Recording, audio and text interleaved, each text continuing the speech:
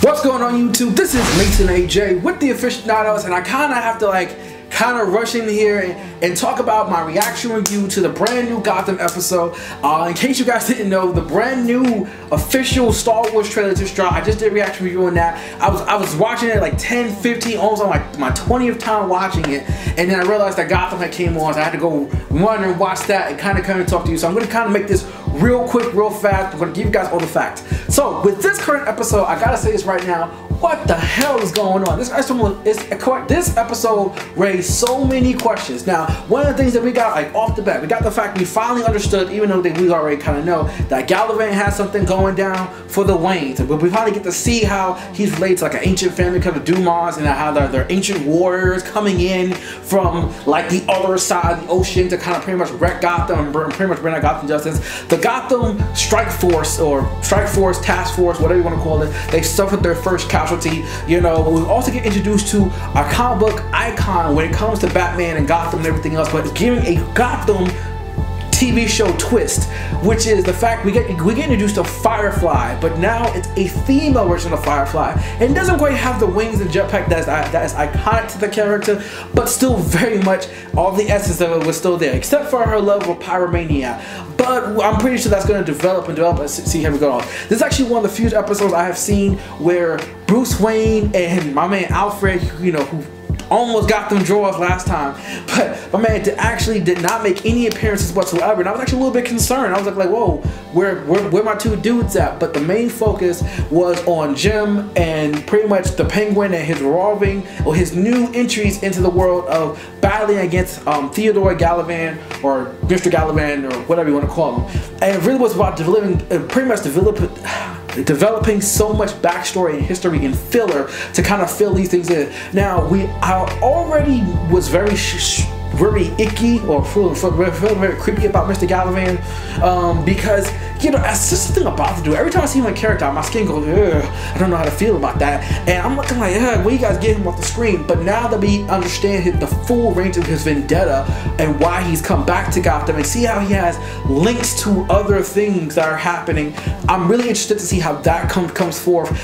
As Lance Excalibur would say, I'm going to quote him right here since he's not here to tell me to say it himself: "Murder Jim now shoots explosive bullets." And I ain't gonna front, even though I knew that was gonna happen, when I actually saw when it go bam bam bam bam and homeboy blow up, it still caught me off guard, you know. And as Lance Scott would say, he's Murder Jim because he's out there killing people. I'm like, God, he's just out there doing what he needs to do. Okay, just gotta put that out there. The other thing is we get to see further, my man Riddler is killing it. He has the confidence, he has a smooth, he has a swagger, he has his lady friend. They came over to the doctor's place. They had very wonderful dinner like that, and I'm loving seeing this new take of Riddler. I know Enigma Riddler is, I know this is going to end tragically, but for someone who hasn't really had much going for him for the first season, I'm glad to have for this moment of happiness, and I really hope that it lasts a couple more episodes before it comes pretty much crashing down all around her shoulders. Now, this episode in particular, Selina Kyle made some genius moves. You see how Selina Kyle moves through the streets, you know, okay. Anyway, you see how Selina Kyle moves through the streets, and you see how she's still connected very much into the underworld. Butch, who is the right hand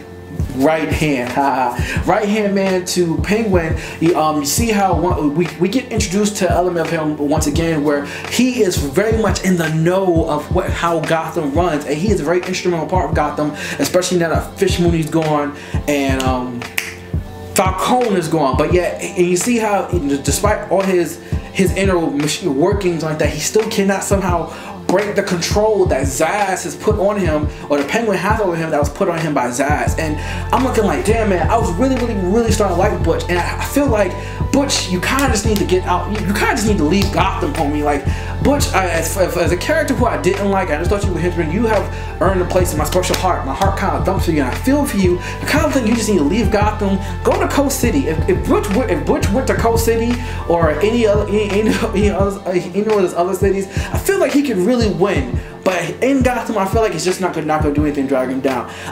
A side note, I'm really interested to see how Bullock. We have not seen Bullock interact with Jim and his new task force and the new captain so far. So I'm really interested to see how, like, because Bullock being a ex-dirty cop / Shady Moore figure doesn't quite fit in with Jim's new friends, but yet they have yet to butt heads. So I'm waiting for a confrontation between, you know, the shiny new captain and Shady Bullock, and see how those two forces merge, because you kind of can't have, one hand has to wash the other. You can't have Gotham without having the shady cop, but you're trying to clean up Gotham at the same time.